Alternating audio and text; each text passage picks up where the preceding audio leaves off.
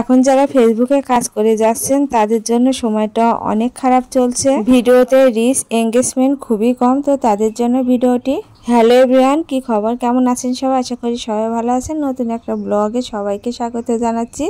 তো আজকে সারাদিন বৃষ্টি হচ্ছে, 2 দিন থেকে একটু মেঘমেঘ করছিল। আর মেয়ের আবদারে সকালে খিচুড়ি করছি। বৃষ্টির দিনে খিচুড়ি খেতে কিন্তু খুব মজা হয়। তো এখানে আমি কিছু সবজিও নিলাম। আমি একটু বড় বড় ডোমো ডোমো করে মিষ্টি কুমড়ো, আলু আর কাঁচা কলা এগুলো কেটে ভেজে নেব। প্রথমে একটু পাঁচফোড়ন দিয়ে নিয়ে আমি সবজিগুলো ভালো করে ভেজে নেব। যেহেতু মোটা করে কাটা, সেজন্য সবজিটা একটু ভালো করে ভেজে নিতে হবে। সবজিগুলো বড় বড় করে দিলাম, কারণ ভাজি করলে, বেশি ভাজা করলে খিচুড়িতে ভালো হবে, গলেও যাবে না। তারপরে রসুন আর পেঁয়াজ দিয়ে দেবো এই সবজির সাথে ভেজে নেব। অনেকদিন হলো এভাবে খিচুড়ি খাওয়া হয় না। রাইস কুকারে মাখানো খিচুড়ি বেশি করা হয়, আর রাইস কুকারে মাখানো খিচুড়ি কিন্তু অতটা টেস্টও লাগে না। আমার থেকে এইভাবে রান্না করলে সব থেকে বেশি মজা হয়। যাই হোক, আগে রসুন করলে একটু ভেজে নিলাম, এবারে পেঁয়াজও দিয়ে দিলাম।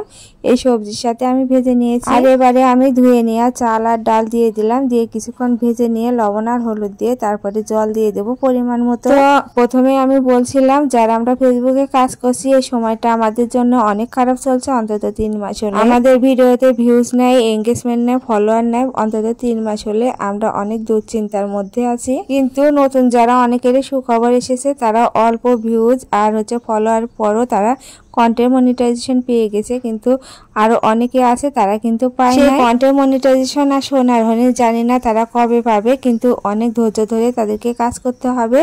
আর অনেক ধৈর্যের ফল অবশ্যই মিষ্টি। তাদেরকে বলছি ধৈর্য ধরে কাজ করবেন এবং অন্যের ভিডিওতে বেশি বেশি করে লাইক কমেন্ট করবেন আর রিপ্লাই কমেন্ট দিতে থাকবেন। আর অন্যের ভিডিও বেশি করে দেখবেন, এতে করে আপনার ফলোয়ারও বাড়বে আর ভিডিওর ভিউজ আসা বেশি শুরু হবে। কন্টেন্ট মনিটাইজেশন পেলেই হবে না, যারা নতুন, যারা ভিডিওর ভিউজ ফলোয়ার অনেক কম, তাদের অনেক কন্টেন্ট মনিটাইজেশন এসেও কিন্তু চলে গেছে। কন্টেন্ট মনিটাইজেশন ধরে রাখার জন্য অবশ্যই কিন্তু ধৈর্য ধরে কাজ করতে হবে, নিয়মিতভাবে ভিডিও আপলোড করতে হবে। আর ফরেতে যা ভিডিওগুলো বেশি করে দেখতে হবে, সেই ভিডিওতে গিয়ে কিন্তু একটা করে গঠনমূলক কমেন্ট করতে হবে। আর যারা কমেন্ট করেছে তাদের কমেন্টে রিপ্লাই কমেন্ট, লাভ রেট এগুলো দিতে হবে।